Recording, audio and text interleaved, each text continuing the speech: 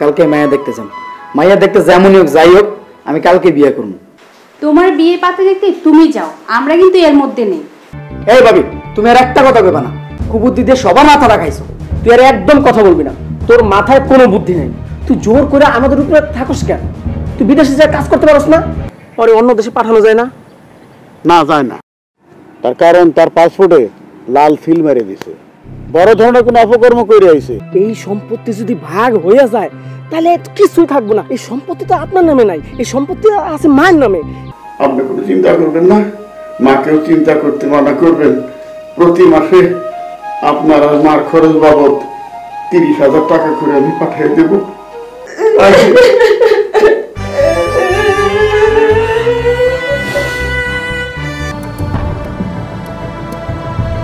আপা কি বলবেন বলেন। হ্যাঁ বলবো তো, সবাই আসছে? এসে তো। তো মা কই? ও মা তো আসেনি। কই গো, তুমি কোথায়? এই তো আসতেছি। আসো আসো। বসো মা। তোমরা দেখি সবাই আসছো, কি বলবে বলো? তোমার বড় তুমি ডাকি। শোনো, আমি আজিমের ব্যাপারে কিছু কইতে চাই। বুদ্ধি হওয়ার পর থেকে আজিম তো বিদেশে সময় কাটাইল। টাকা পয়সা যা কিছু পাঠাইছে, বাড়ি ঘর বিষয় সম্পত্তি সবই করা হয়েছে। এখন ও তো বিদেশ থেকে চলে আসতে আসতে যাইতে পারবো না। এখন এখানে তো বেকার থাকতে পারবো না, একটা কিছু করে খাওয়া লাগবো। ব্যবসা বাণিজ্যের সাথে কঠিন ব্যাপার। এখন আজিম তুই কি সিদ্ধান্ত নিছ, কি করবি? কি আর করুন বাবা, এই সোহেলের সাথে ব্যবসা করবো। না না না ভাইজান, আমি অনেক কষ্টে ব্যবসা দাঁড় করাইছি। আমার ওখানে তার কোনো লোক নেওয়া সম্ভবই না। আমার নিজেরই সংসার চলতেছে না, ওইখানে একজন লোক এই মুহূর্তে নেওয়া সম্ভব না। এই তুমি না বললা আমার ব্যবসার কর্মচারী তুমি, আর এখন তুমি তোমার ব্যবসার কর্মচারী হিসেবে আমার নিতে চাও না? ভাইজান ওইটা আমি আপনাকে সম্মান করে বলছি, নিজের সম্মানটা আপনি ধরে রাখেন। খুব সম্মান দিছো না? আমার টাকে ব্যবসা করে ফুটানি করো, দামি দামি মোবাইল চালাও, আর আমার কোনো অধিকার নাই না? বাবা আজিম, ওরা অগর মতো ব্যবসাপত্র গোছায় নিছে। শোন, এই দুনিয়ায় কেউ কারোর জন্য গোছায় দেয় না বাবা, নিজেরা নিজে একটু গোছায় নিতে হয়। তুই এক কাজ কর, তুইও তোর ব্যবসাপত্র গোছা। আর আমি কই কি, তুই একটা বিয়ে শাদি কর, সংসারই হ, দেখবি সব কিছু ঠিক হয়ে যাবে আগের মতো। তখন তোরে আর কেউ সমাজে বোঝা হইব না বাবা। মা তাহলে চলো কালকে মায়া দেখতে যান। মায়া দেখতে যেমনই হোক যাই হোক আমি কালকে বিয়ে করবো। তোমার বিয়ে পাতে দেখতে তুমি যাও, আমরা কিন্তু এর মধ্যে নেই। আমি এই ঝামেলার মধ্যে নাই। আম্মা, আপনি যে ঠাস ঠাস করে কথাটা কইয়া দিলেন, আপনি কি জানেন যে বিয়ে করতে হলে কত টাকা লাগে? ওর কি ওই টাকা আছে? ও তো বিদেশ থেকে একবারে চলে আসছে। কি করলে তুমি? বিদেশে যত টাকা কামাইছি সব টাকা তো বাড়িতে পাঠাইছি। এই যে পুকুর বাগান ফার্ম এগুলো কার? সব তো আমার টাকায় করা। কি এগুলো কি আমার না? আমার নামে কি কিছুই নাই নাকি? তুমি যা কামাইছো তোমার টাকায় আমরা কিচ্ছু করি নাই। তোমার টাকায় তোমার বাবা মায়ের জন্য সবকিছু করছি। এই যে আমার গহনা দেখতেছো, এই যে আমার চুড়ি দেখতেছো, এই যে কানের দুল দেখতেছো, এগুলো তো সব আমার জামাই করছে, তোমার ভাই মিরাজ করছে। তোমার টাকা দিয়ে আমরা কিচ্ছু করি না, বুঝছো? এই ভাবি, তুমি আর একটা কথা কইবা না। কুবুদ্ধি দিয়ে সবার মাথা রাখাইছো। তুই আর একদম কথা বলবি না, তোর মাথায় কোনো বুদ্ধি নেই। তুই জোর করে আমাদের উপরে থাকস কেন? তুই বিদেশে যা কাজ করতে পারস না? মানে আসলে কি তোরা বিদেশে যারা থাকস তাদের মাথায় কোনো ঘিলু নাই, কোনো বুদ্ধি নাই, আর তোর মাথায় তো মোটেও নাই। এই এখানে বসে বসে কাহিনী শুনবো, চলো তো।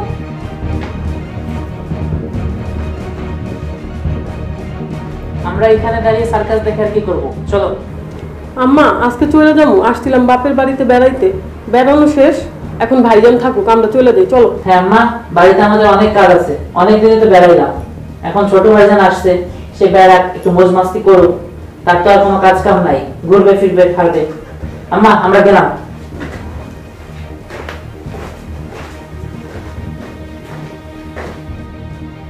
তোমরা বই রয়েছো, হ্যাঁ তোমরাও যাও।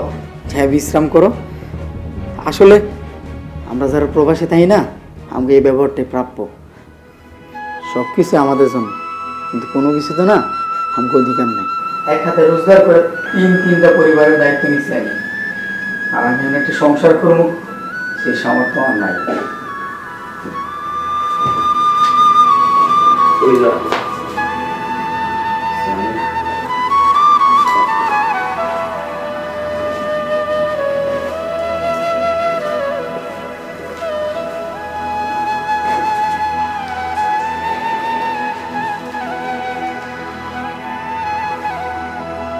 আব্বা আপনি তো আজমির ব্যাপারে সবকিছু শুনছেন, সবকিছুই জানেন। হ্যাঁ, ও তো ওমান যাইতে পারবো না, না পরে অন্য দেশে পাঠানো যায় না। না যায় না, তার কারণ তার পাসপোর্টে লাল ফিল মেরে দিছে, বড় ধরনের কোনো অপকর্ম করে আইছে, যার জন্য এই অবস্থা। তাহলে এখন কি করার আছে আব্বা? কিছু করার নাই, ওই যে চলা করতেছি, যে কদম গাছের চলা, চলাটা তো এমনি এমনি করতেছি না, আমার 40-এর ব্যবস্থা করতেছি, বুঝলা? গ্রামের মানুষের দাওয়াত দাও, আমার 40-এ খেয়ে যান। এই যে আব্বা, এই যে হইছে আপনার সমস্যা। আপনারে কই ডাইনে যান, আপনি যান বাই, আপনারে কই সামনে যান, আপনি এখন পিছনে। আপনি উল্টা কেন কোন আব্বা? আপনি কি একবারও চিন্তা করছেন এই সম্পত্তি যদি ভাগ হয়ে যায় তাহলে কিছুই থাকবো না? এই সম্পত্তি তো আপনার নামে নাই, এই সম্পত্তি আছে মায়ের নামে। এই সম্পত্তি যদি ভাগাভাগি হয়ে যায় আপনি তো কারা কোনো কিচ্ছুই পাবেন না। আমাকে চুলায় তো আগুন জ্বলবে না আব্বা, আপনি তো না খাইয়া মরবেন। আপনি কি রে বোঝেন? তোমার তো আমি ভালোই জানি এই সম্পত্তি তোমার মায়ের নামে, আমার বাপ দাদার সম্পত্তি সব নদীতে ভাইসে গেছে, যাতে আমিও কলা গাছের মতো ভাসতেছি। এখন তুমি কি করতে চাচ্ছ? তুমি সম্পত্তির ভাগ চাচ্ছ, স্বাধীনভাবে ব্যবসা করতে চাচ্ছ, হ্যাঁ, যাতে তোমার কোনো অসুবিধা না হয়, তাই তো? মানে এই বিষয় সম্পত্তির টাকা পয়সা সব কিছু তোমার ভাই পাঠাইছে, এই সম্পত্তি তোমার ভাইয়ের না, আর আমার খরচ করে খাওয়া লাগবে, এই তো? আব্বা আমি আপনার বড় তুলা না, আমার তো কিছু করে খাইতে হইব, আপনার নাত নাতনি হইব, ওর ভবিষ্যৎ আছে না। আপনি আব্বা কিছু করেন, আমি যদি মায়ের যে বুঝাই, মা আমার সম্পত্তি একটু ভাগ দাও, মা তো বুঝবো না। আপনি যদি মায়ের বুঝান তাহলে মায়ে কিন্তু বুঝবো। আপনি মায়ের কইয়া এই সম্পত্তির কিছু অংশ আমার দেওয়া যায় না, আপনার বুঝান মায়ের। ভগ্নিপতির সাথে খুব ভালোই যোগ সাজস করে আইছো, তাই তো? এখন যাও, পরে চিন্তা ভাবনা করতেছি, যাও। আব্বা একটু ভাইবেন।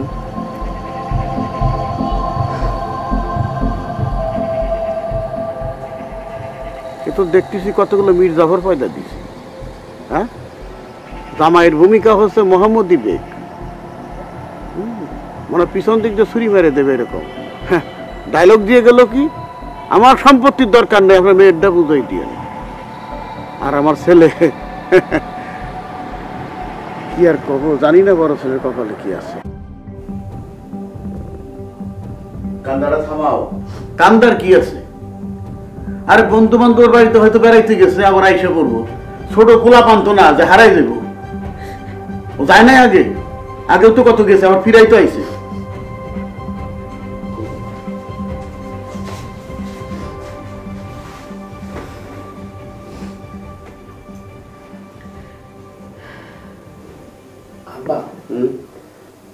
ও গেছে ভালো হয়েছে, ও যদি থাকতো তাহলে তো অলস হয়ে যেত।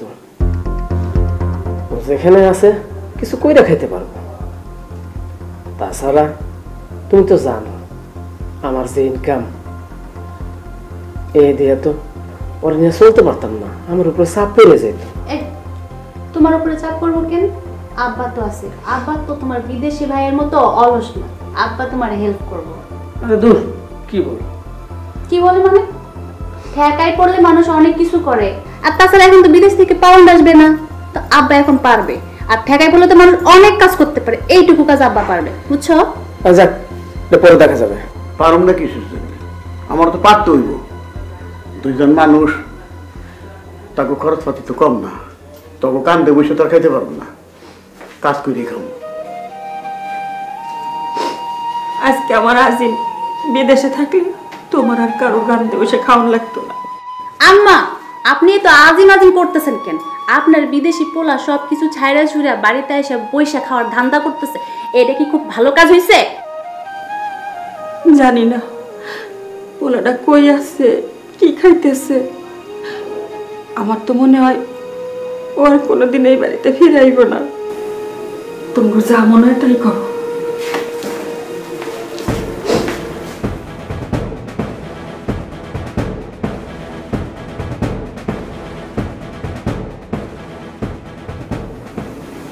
আব্বা, আপনি আম্মারে বুঝাইন, আমার না বুঝা খুদাই চিল্লাচিল্লি করতেছে। বর্তমানে জিনিসপত্র যা দাম বাড়ছে, তাতে কি সংসার চলে বলেন? তা তো বুঝি, যে শত দাম বাড়ছে সেটা তো দেখতেছি। এবার যে থাকে তো কাজ করে খাইতে হবে আমার, এমনি এমনি তো কেউ খাইতে দিব না। আম্মা, এটা কি করলাম? আপনার যে শরীর, আপনার শরীর তো সাপোর্ট করবো না। বাবারে, ঠেলাই করলে ঠিকই শরীর সাপোর্ট করবো। শোনো, তুমি কিন্তু মন খারাপ করো না, আব্বা কিন্তু ঠিক কথাই কইছে, বুঝছো? আরে কি কও, আমি সংসারে বড় বলা, আব্বা এই বসে কাজ করবো, আসলে মানুষে কি করবো কও? মানুষের কম দিয়ে কোনো লাভ আছে বলো? আমার ঘরে যদি ভাত না থাকে আমি মানুষকে আমার ভাত দিয়ে দেবো? হ্যাঁ, সব সময় শুধু একটু বেশি বেশি বাড়াবাড়ি করে। ঠিক আছে, তুমি যেত না, এটা পরে ভাববো না।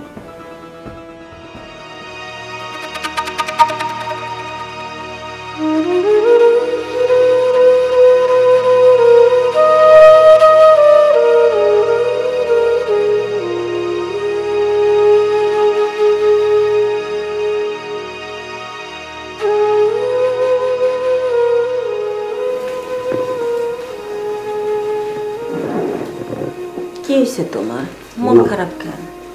কিছু না, তুমি তো সকালবেলা আমার গরুর গোস্তে ভাত খাওয়াইলে, গরুর গোস্ত পাইছো কই? একটু রেখে দিয়েছিলাম, ফ্রিজে রাখো না, তো ভাবলাম তুমি গরু গোস্ত পছন্দ করো, তোমার জন্য গরু গোস্ত রাঁধছিলাম একটু। বাহ, মশলা কম দিয়ে রান্না করছো, খুবই মজা লাগলো। আসলে তোমার হাতে যশ আছে, তোমার হাতের সে যশ এখনো যায় নাই। হ্যাঁ, তোমার হাতে ওটা কি? এই যে একটা কাগজ তোমার বড় পোলার ঘরে পাইলাম, ওর বিছনা গোছাই বেরছায়া। দেখো তো এটা কিসের কাগজ, আমি তো লেখাপড়া জানি না। ওইটা গর্ব করে কইও না, এত করে কই অন্তত নিজের নামটা লেখা শিখো। অশিক্ষিত গণ্ড মূর্খ মহিলা। খালি গাল পারো, বুড়া বয়স ওটা শিখে কি হবো আমার? তুমি তো আসোই, পড়ো। এই এ তো আজিমের চিঠি। আসিমের চিঠি? শ্রদ্ধেয় আব্বা, আমার সালাম নেবেন। আশা করি আপনারা ভালো আছেন। আমার চিঠি যখন আপনার হাতে পড়বে তখন মনে রাখবেন আমি ওমানে চলে আসছি। আজই ওমান চলে গেছে, আজই ওমান চলে গেছে, ওমান চলে গেছে। ওমানে থাকা অবস্থায় অনেক কিছু জানছিলাম, আর তাই যাচাই করার জন্যে বাড়িতে আসছিলাম। দেখলাম সবই সত্য। আমার পাঠানো টাকায় সবাই সম্পদের পাহাড় করছে, বাড়ি, জমি জমা, খামার সবকিছু হয়েছে যার যার নামে। বঞ্চিত হয়েছি আমি আর আপনি। আমরা যারা বিদেশে থাকি আমাদেরকে আপনারা টাকশাল মনে করেন, একবারও ভাবেন না যে আমরা শরীরে রক্ত পানি করে কত কষ্ট করে টাকা রোজগার করি। টাকা পয়সা অর্থ সম্পদের মানুষকে কত মানুষ করে দেয় তার জ্বলন্ত প্রমাণ আপনারা।